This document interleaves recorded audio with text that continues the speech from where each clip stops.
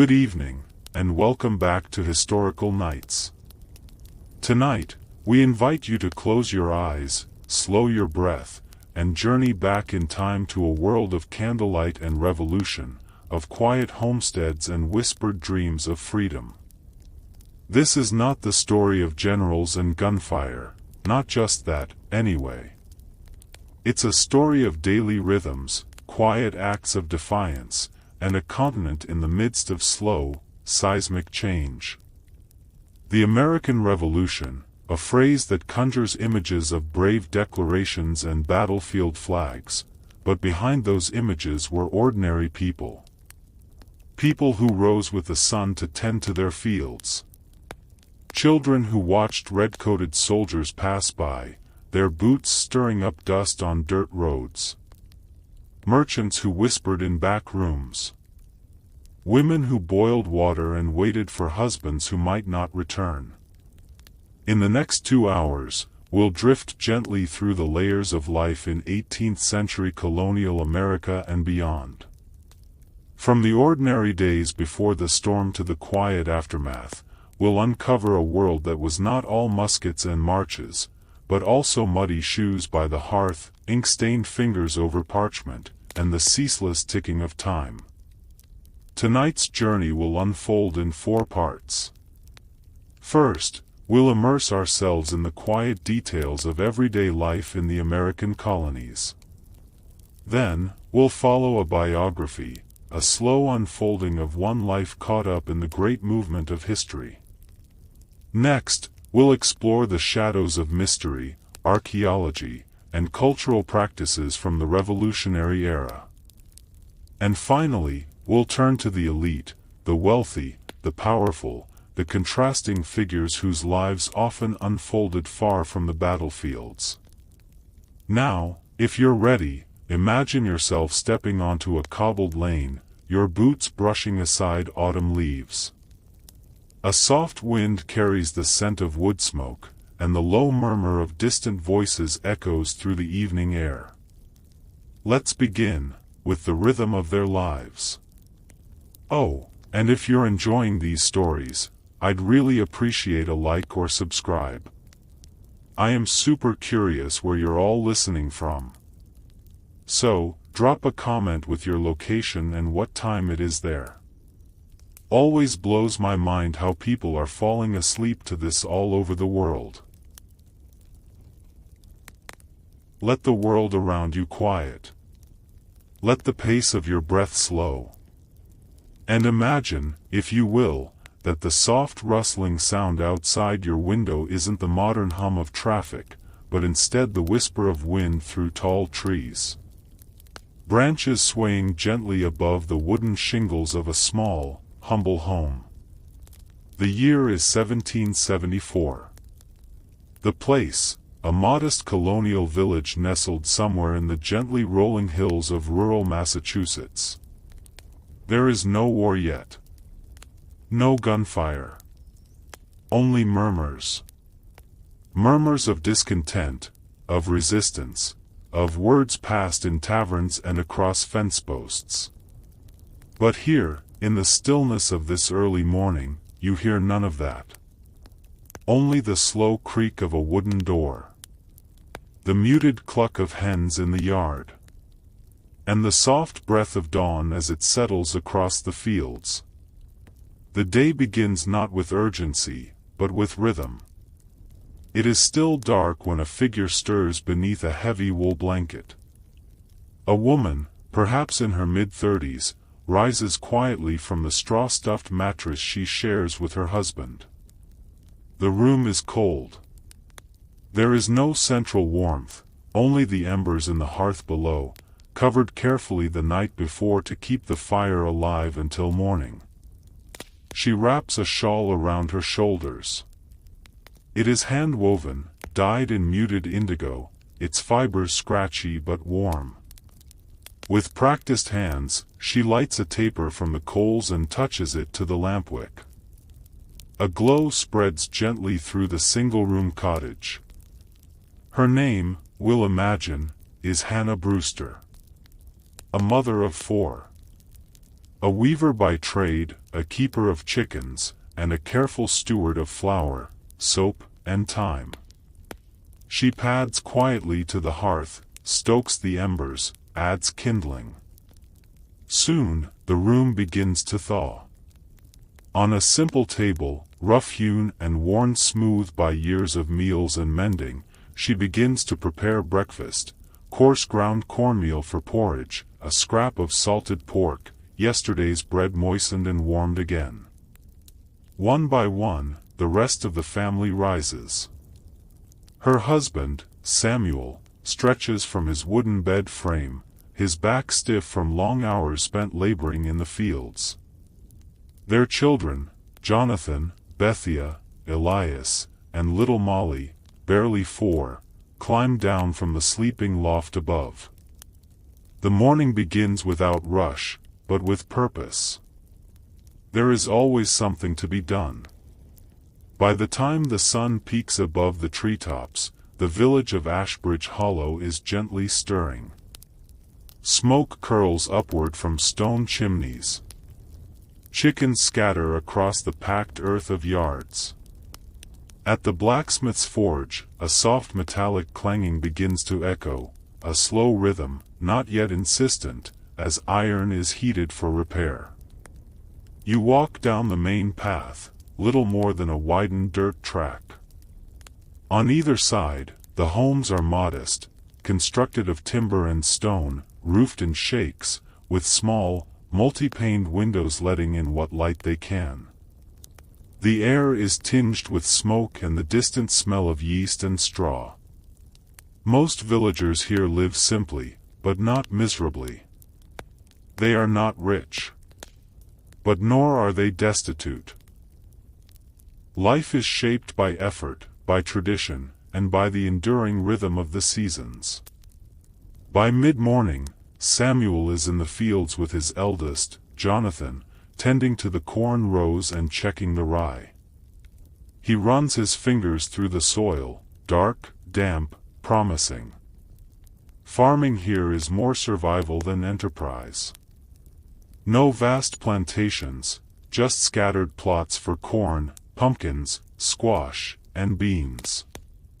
A few apple trees. Maybe a pig or two. Most families keep what they grow.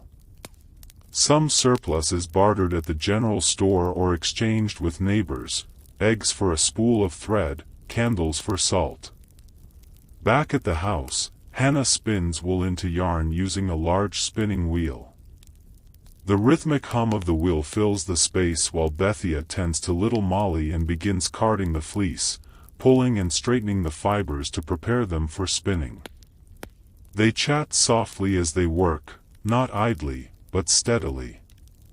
Topics include who might be expecting another child, whose roof is leaking, whether the preacher's sermon was too long. And, just beneath the surface, words of politics.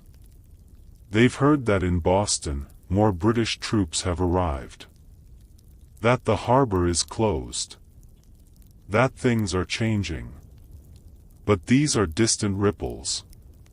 For now, their hands remain on wool and on bread, not on parchment. At midday, the sun sits high and warm above the village.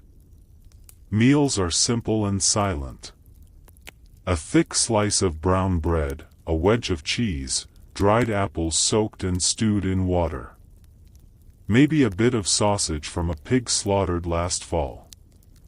There is no cutlery for all, just fingers, shared bowls, and the soft murmur of grace. After eating, there is a brief moment of pause. Samuel sits in the shade of the barn, sharpening a sickle. Jonathan naps on a hay bale. Hannah rocks Molly in a cradle carved by hand a decade before. In these stillest hours of the day, life breathes out. The village, briefly, grows quiet again. Birds sing. A breeze rustles the leaves. The blacksmith, too, rests his arm and sits outside with a tin cup of cool water, eyes closed, soot on his forehead. By early afternoon, the world stirs again. Samuel takes the oxen to a neighbor's to help plow a new plot, one of many small acts of shared labor that bind the community. Jonathan walks to the cooper's shop to ask about a new barrel. Hannah takes Bethia and Molly with her to the village green, where other women gather, some with baskets of mending, others with soft white laundry laid out in the sun to dry. They talk. They exchange news.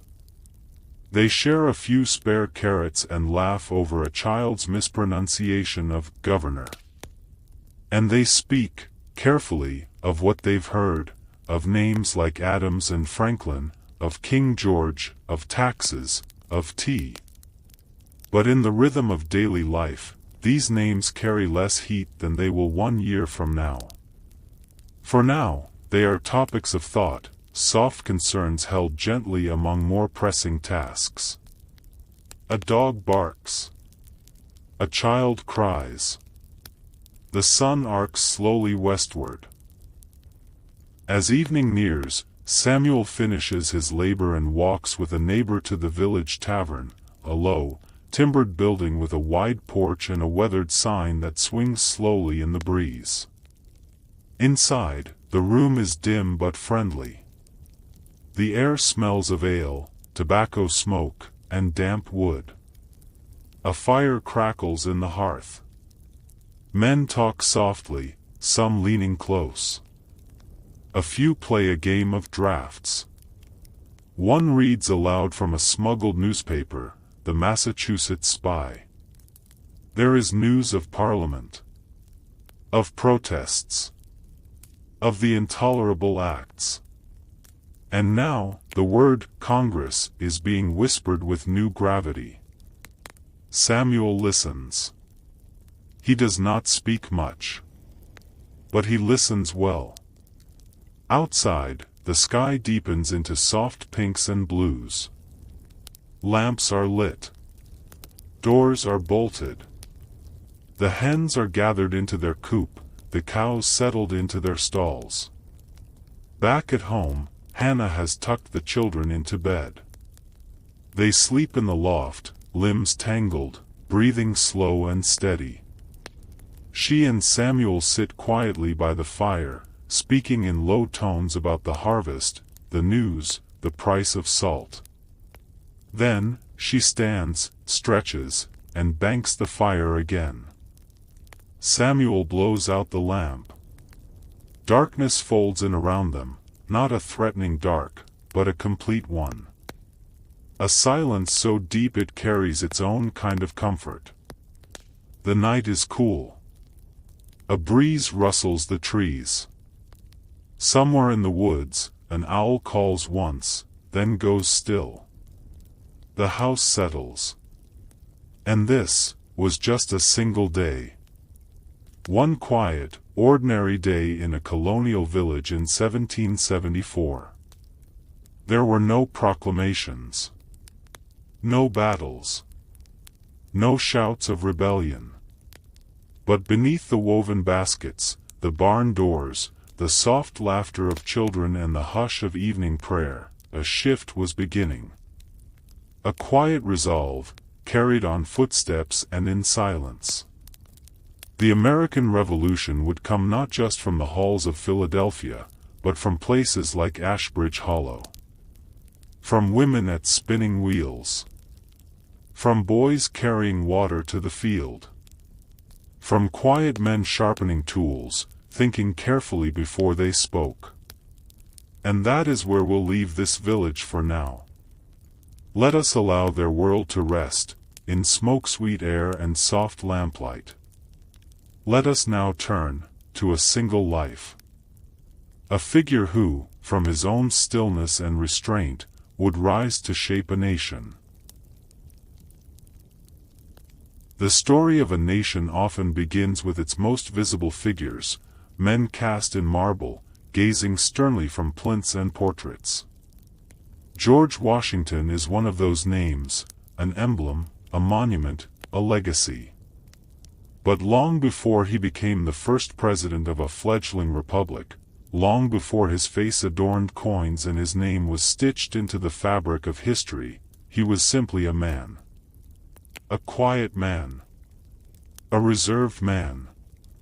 A man shaped not by conquest or grand ambition, but by silence, by observation, and by duty. A man who did not seek greatness, but met it when it arrived at his door. Tonight, we drift into the world of George Washington, not as the figure standing atop the pedestal, but as the thoughtful, methodical gentleman who paced the gravel paths of Mount Vernon, who studied maps by candlelight, who hesitated when asked to lead. Let us walk with him, slowly, through the corridors of a life shaped by restraint and rising responsibility. Imagine yourself on the edge of the Potomac River, in the colony of Virginia, sometime around the year 1735. The land is rich and wooded.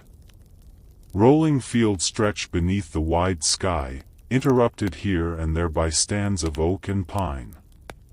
The river flows slowly, its surface glinting under the weight of the afternoon sun.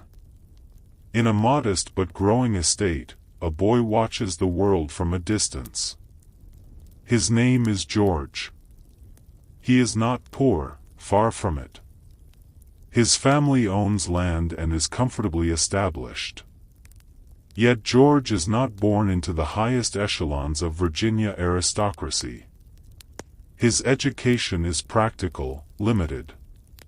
His father dies when he is just 11, leaving him in the care of his mother, Mary, a woman known for her austere, commanding presence.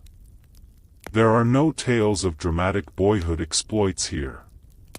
Washington's early life is steady, unexceptional, quiet. He is tall for his age, courteous, observant, a boy of few words. He learns surveying. He writes letters in crisp, formal script.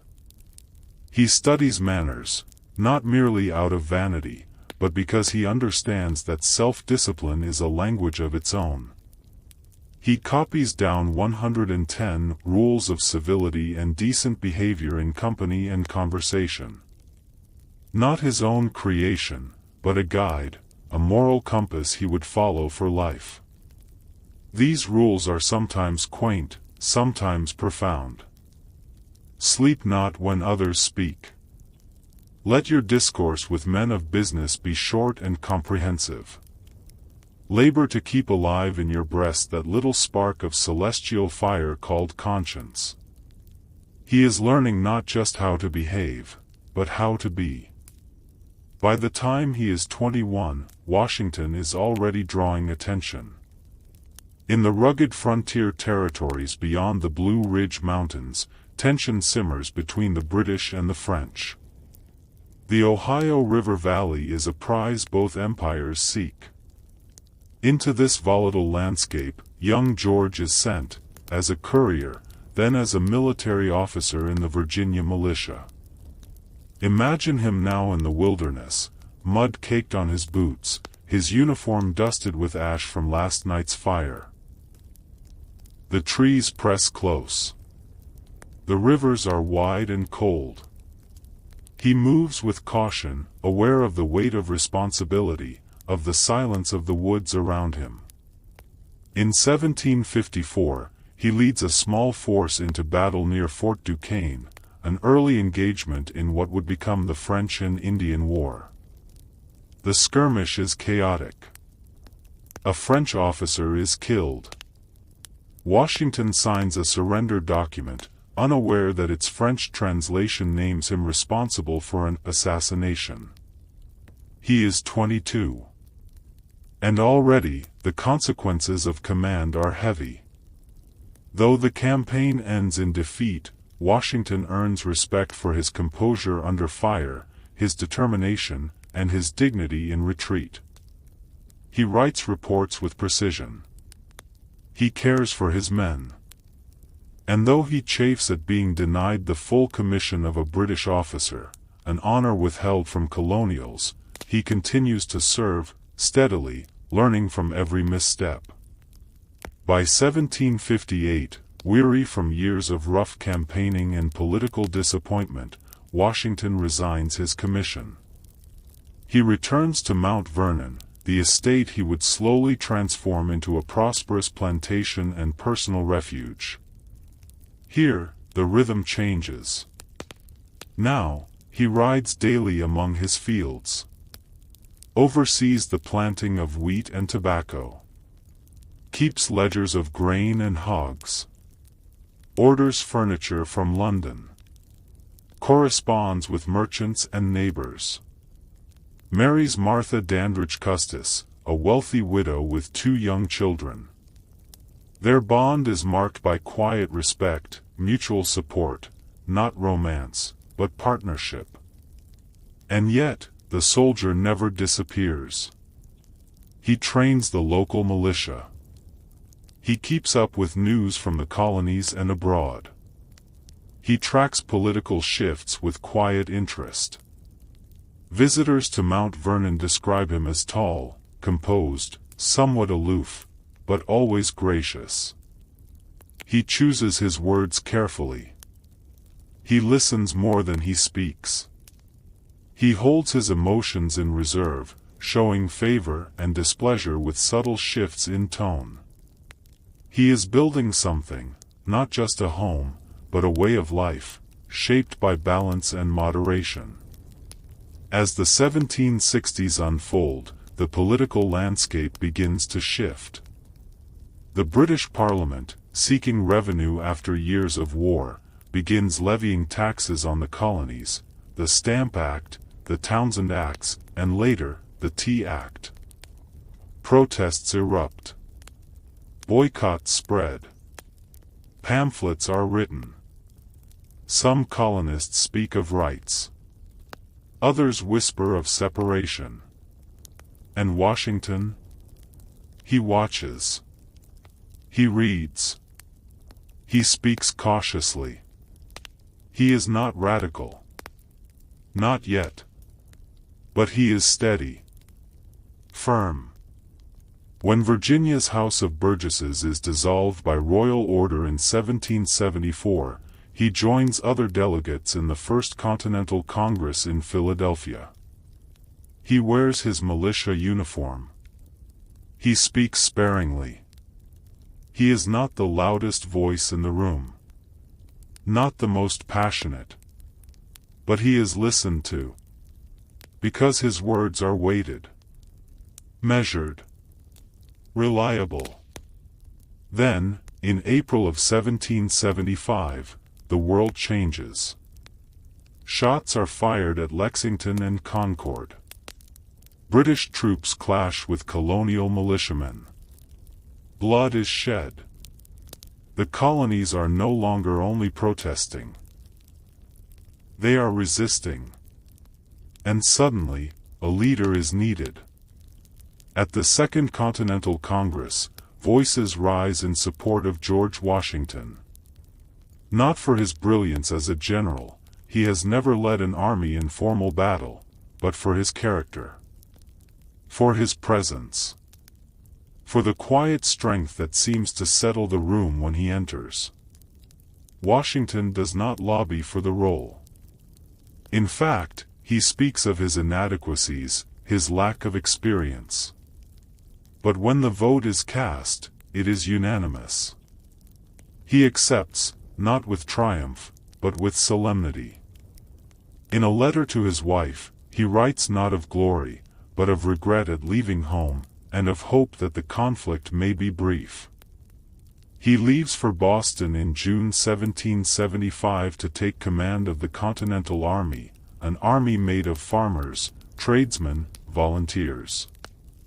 Poorly trained. Ill-equipped. And yet, he stands before them. A tall, still figure in a worn blue uniform. Quiet. Resolved. And so begins a long, difficult journey. The war does not begin with victory. Washington's first campaigns are marked by hardship. He struggles with supplies.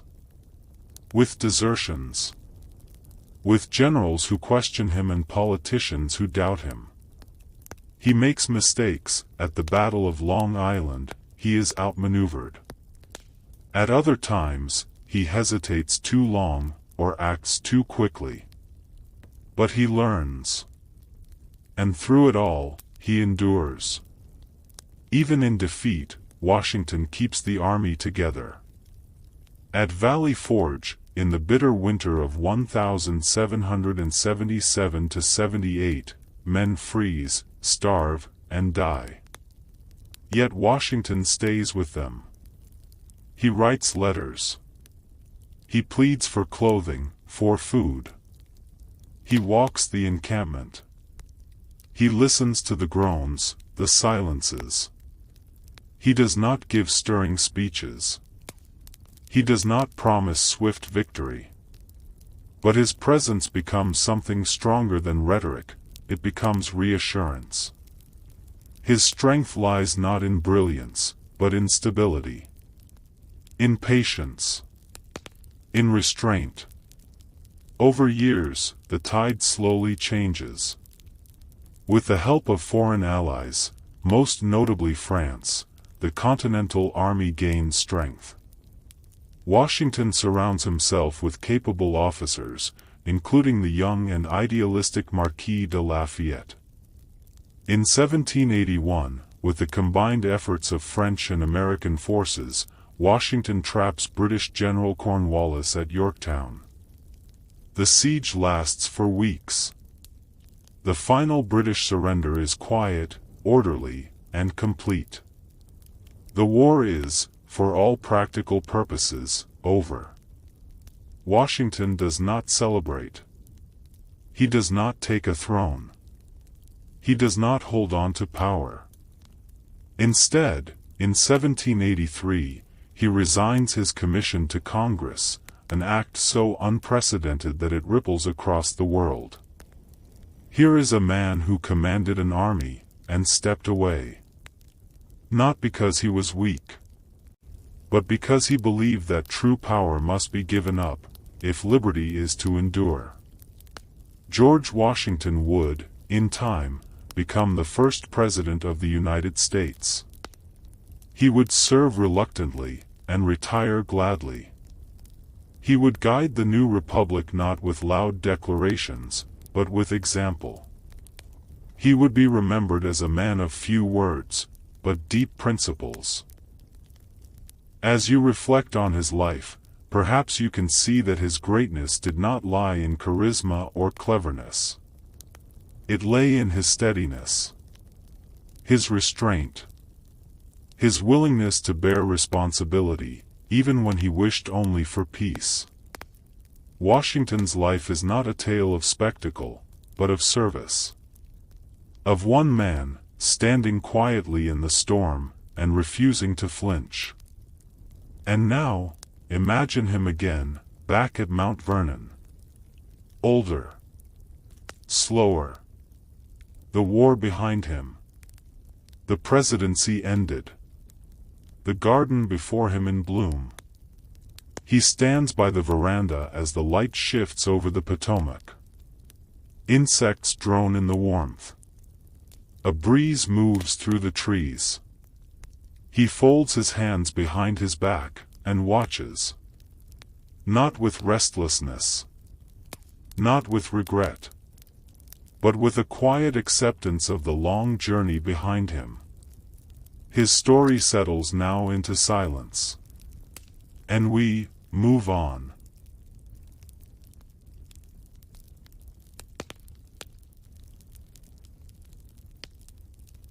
As evening settles softly over the American colonies, a delicate hush seems to fall across the landscape.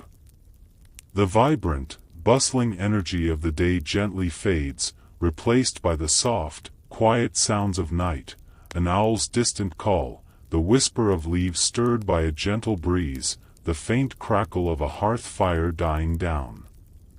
In this peaceful, contemplative moment, we turn our attention to a different kind of communication during the American Revolution, a language spoken not in loud proclamations or battlefield cries, but in subtle signals, in fluttering colors, in secret signs woven into the very fabric of daily life. Tonight, imagine yourself standing in a small colonial village. The streets are cobbled and narrow, lit only by flickering lanterns and the gleam of stars overhead. The air carries the scent of damp earth mingled with wood smoke, and distant conversations float softly through open windows. Amidst this calm, there exists a quiet network of messages, a hidden dialogue carefully crafted to convey hope, caution, and unity without drawing the unwelcome attention of British soldiers or loyalist spies. Let us begin by turning our gaze upwards, where cloth catches the wind and colors speak in their own gentle tongue. Flags are among the oldest and most enduring forms of symbolic communication. They catch the eye from afar, conveying allegiance, identity, and intent. Yet during the American Revolution, flags were more than mere markers. They were layered messages, often intended to inspire and unite quietly, to signal defiance without provoking unnecessary alarm. Imagine a banner unfurling gently in the breeze above a colonial meeting house or encampment. The fabric, hand-woven, sometimes patched and faded, carries more than just colors. It carries meaning. One of the most iconic of these is the Betsy Ross flag. Though historians debate its precise origins, it features 13 stars arranged in a circle, representing the unity of 13 colonies bound together in a common cause. The circle suggests equality and perpetual connection, no colony standing above the others, but all linked in mutual support. The stars gleam faintly against a field of blue, reminiscent of the deep skies stretched over the Atlantic, a quiet reminder of vast hopes reaching beyond the horizon. Beyond this famous design, many flags held more subtle messages. Consider the Gadsden flag, a vivid yellow banner emblazoned with a coiled rattlesnake and the phrase, "Don't tread on me." The rattlesnake itself was a uniquely American symbol, chosen for its native presence and distinctive defensive posture. It does not strike without warning, but once provoked, it defends itself fiercely. To the colonists, this image was a steady reminder that they sought peace but would not tolerate oppression. The flag's yellow background was not simply bright but served as a beacon, visible, unmistakable, yet tempered with a serious warning. Flags were also used as tools of communication in military contexts. Different colors, shapes, or patterns could signal commands on the battlefield or indicate allegiance in crowded harbors and camps. But these signals were deliberately restrained. There was no need for flamboyance or haste, each flag moved at the rhythm of calm intention. Colors have a silent vocabulary all their own, especially in the context of revolution. Picture the deep red that adorns many banners, a color steeped in tradition. It suggests courage, sacrifice, and a readiness to endure hardship. Yet, red was not used to glorify violence. Rather, it was a sober acknowledgement that struggles were costly, lives fragile. White featured often as well, symbolizing purity of purpose and a hope for a peaceful future after turbulent times. The whiteness of the stripes or the stars stood as quiet prayers woven into cloth, prayers for justice, for liberty, and for the return of calm. Blue, the color of the vast American skies and seas, signified loyalty and steadfastness, not loyalty to the distant crown but to emerging ideals of self-governance and community. The blending of these colors on flags was a deliberate act of storytelling, not just decoration. Each stripe and star, each shade and shape, was chosen to inspire confidence and calm resolve. But flags were not the only form of subtle communication. The colonies developed other ingenious ways to send messages, often under the cover of darkness. Visualize the silhouette of Boston's Old North Church against a starry sky. The night is still, save for the soft flicker of two lanterns swaying gently from the church's steeple. Their light casts a faint glow over the calm waters below. This signal was simple, yet vital. When British troops planned to advance by sea, these lanterns would light up, one if the regular route by land was chosen, two if the enemy approached by river. This quiet message spread quickly through the town, alerting patriots to prepare defenses and warn neighbors. This system of light signals was part of a larger, networked communication strategy. Lanterns, candle flames, and other visual markers were carefully deployed to avoid confusion yet convey urgent news. Beyond light, colonists also used flags for semaphore signaling, raising and lowering small flags in specific patterns to send messages over distance. Imagine a watchtower on a hilltop, an officer slowly moving his arms with practiced precision, the flags fluttering in a slow, deliberate code. Drum beats and horn calls also played a role, but always measured, not frantic or overwhelming, but steady and clear. These sounds marked the passing of days, the approach of allies, or the warnings of danger. Such signals were designed not to startle but to be understood by those listening closely, a secret language blending seamlessly into the background of everyday life. Secret communication extended even into personal adornments. Imagine a colonial woman seated at her spinning wheel, the candlelight casting soft shadows across her lap. She wears a brooch shaped like a pine tree, simple, modest, yet rich with meaning. The pine tree, native and resilient, had become a subtle symbol of resistance, often adorning flags, coins, and personal items. Its presence on jewelry or clothing whispered allegiance without loud proclamation. Women especially became bearers of these silent messages. In gatherings and social circles, the embroidery on a gown, the pattern of a scarf, or the choice of a necklace could signal political leanings and shared sympathies. These quiet signs knitted together a fabric of community, a network of trust and belonging that often proved as crucial as armies on the battlefield. Artists and printers too contributed to this culture of coded communication. Portraits of prominent figures sometimes included hidden symbols, a liberty cap resting on a table, a subtly painted eagle, or a discreet banner fluttering in the background. These were gentle reminders to viewers of the cause being fought for, an invitation to reflect quietly on ideals. Prints and broadsides distributed throughout the colonies often carried images and mottos that, while accessible to many, held deeper resonance for those attuned to the revolution's quiet signals.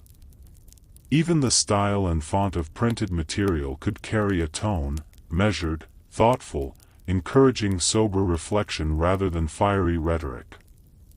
Letters were among the most delicate carriers of secret communication.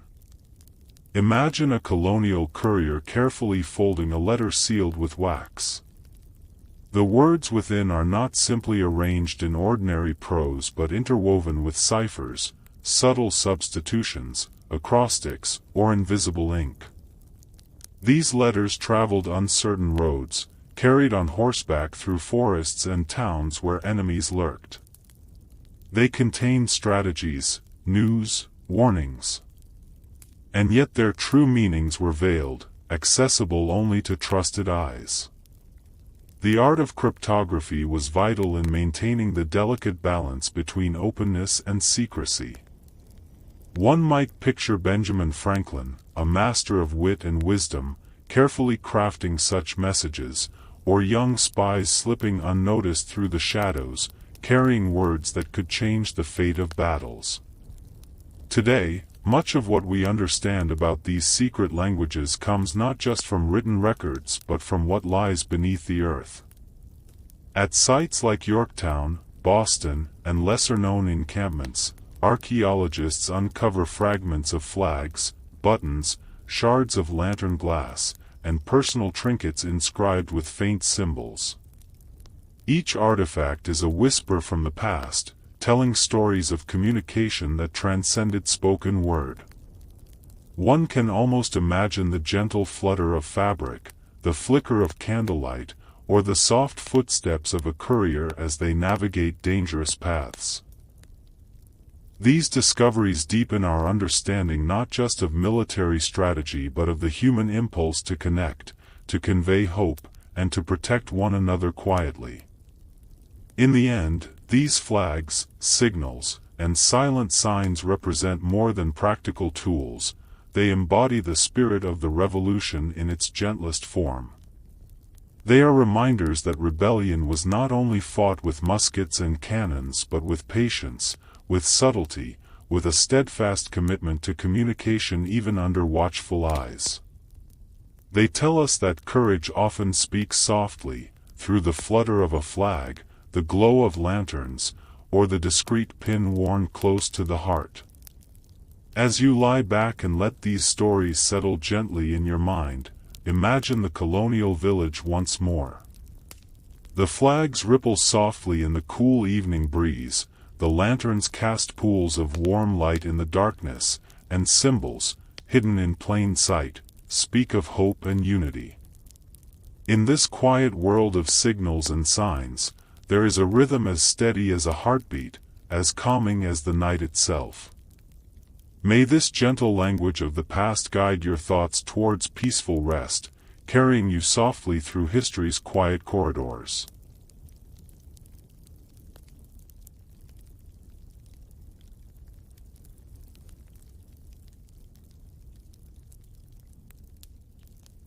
As twilight deepens, and the hush of evening settles once more over the American colonies, we turn our attention to the diverse tapestry of daily life during the Revolution, a world not only shaped by battles and political ideals but by the quiet rhythms of families, neighbors, and communities.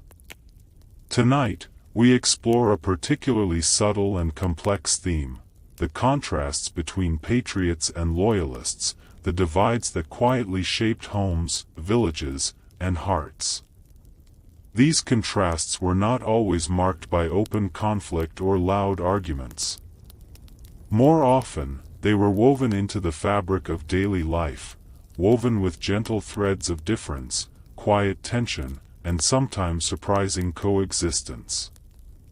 Imagine yourself walking slowly through a colonial town, the lamplight casting soft pools on uneven stones.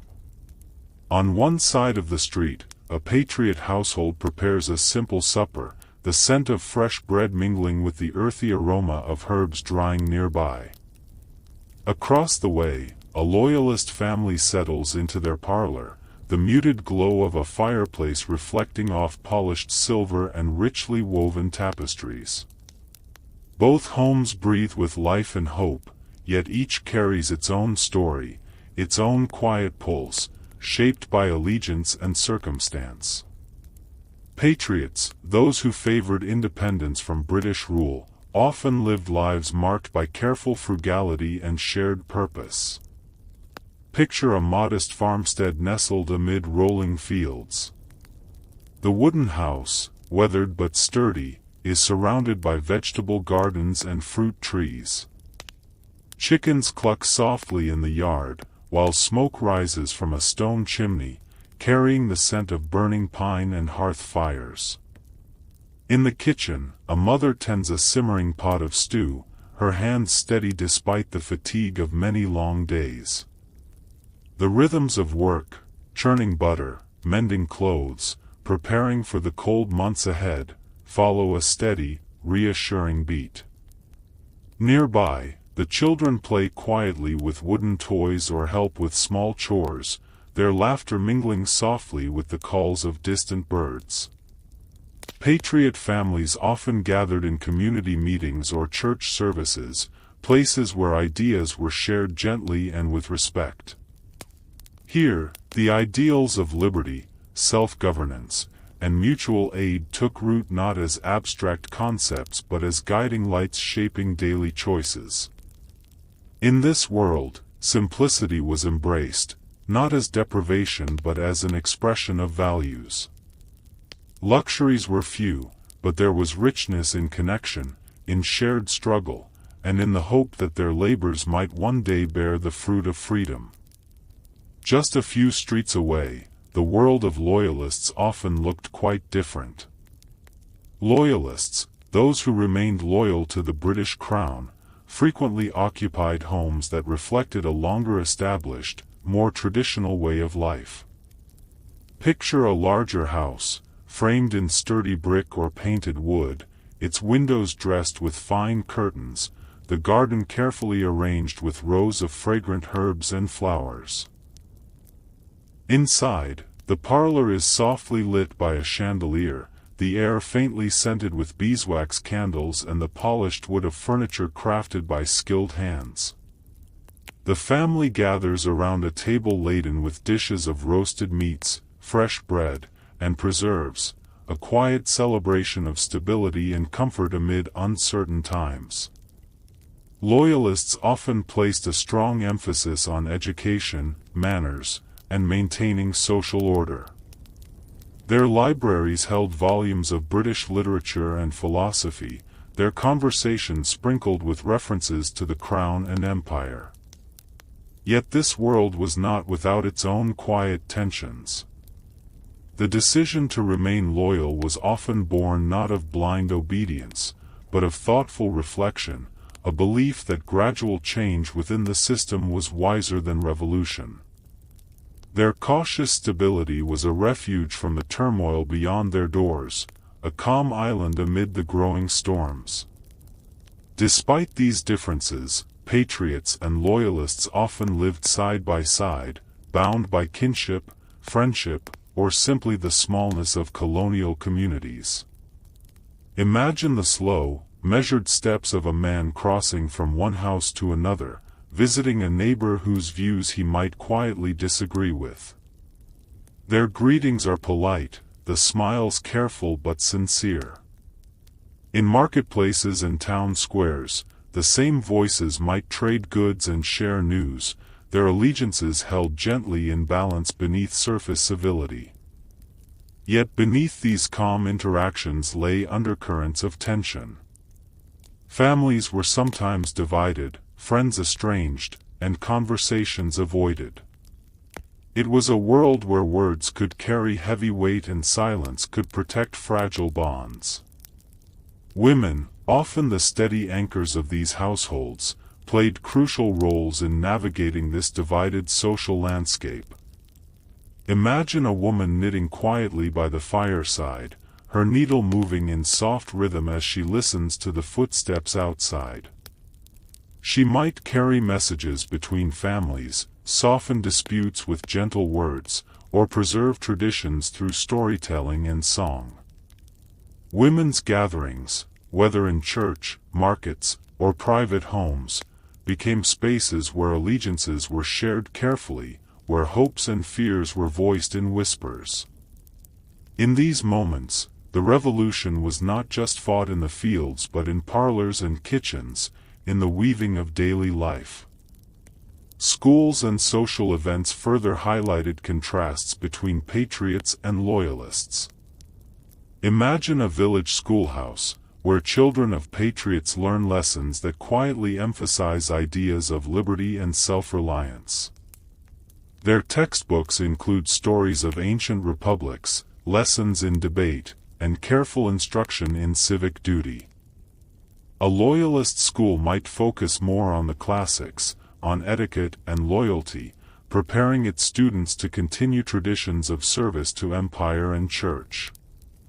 Social gatherings, dances, fairs, and holiday celebrations often reflected these differences too. The music, the food, the manner of dress all became gentle markers of identity. Yet, these events were also places of connection, where individuals from both sides sometimes met, mingled, and found common ground beneath the surface. The economic lives of patriots and loyalists also bore distinct marks. Patriots frequently engaged in local trade and crafts, relying on resourcefulness and cooperation. Small farms, artisan workshops, and local markets formed the backbone of their communities. Imagine the steady rhythm of a blacksmith's hammer striking iron, or the soft clatter of wooden wheels as a cart moves through town. Loyalists, often more connected to imperial trade networks, might have access to imported goods, fine fabrics, tea, and tools that symbolized a worldly connection and comfort. Yet both groups adapted continuously, balancing the uncertainties of war with the enduring demands of daily survival. The Revolution's social divides were never simply political, they were deeply personal. Families sometimes fractured, with siblings or cousins choosing different sides. Friendships were tested, some broken, some strengthened in unexpected ways. Imagine an elderly man sitting quietly by his hearth, holding a faded letter from a son who has gone to fight, unsure whether his neighbor still speaks to him. These quiet struggles, marked by patience, sorrow, and sometimes hope, were as much a part of the revolution as the battles themselves.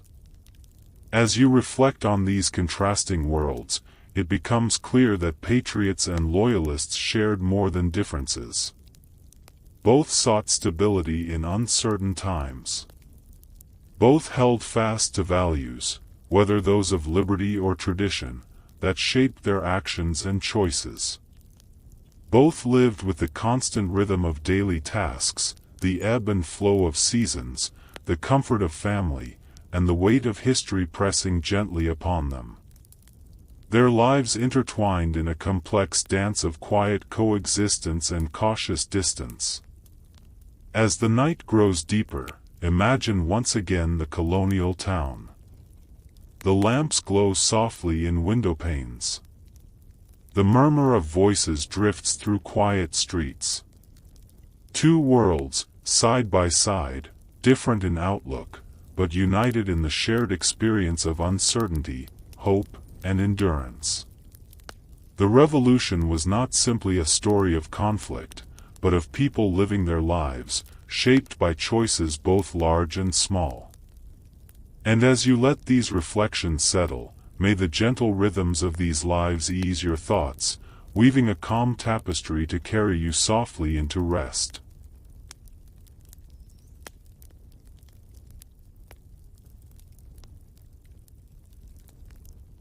And now, the fire is low. The embers glow softly, casting faint shadows across the room. The pages of history rest quietly, their voices dimming, like distant echoes fading gently into the dark. We have walked through candlelit homes and muddy fields, through whispered meetings and windswept battle lines. We have lingered in parlors of silk and stone, in hidden corners of ritual and symbol, in the rhythm of everyday life long past. The American Revolution, for all its weight and scale, was not a single event.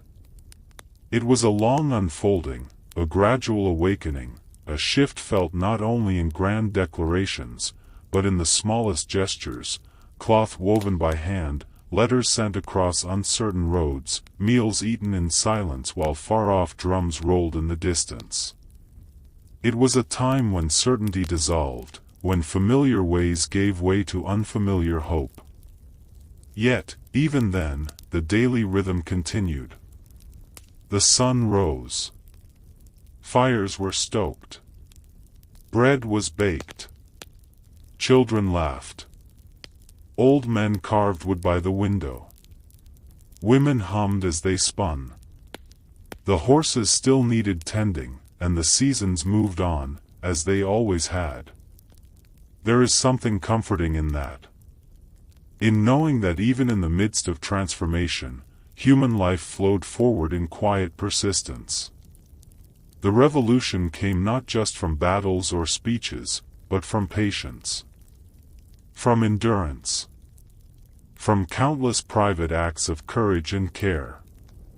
And tonight, you are part of that long line of listeners, reflecting, resting, letting the past gently drift across your thoughts like smoke curling into night air. If you are still awake, perhaps you can picture the calm after it was over. The war had ended.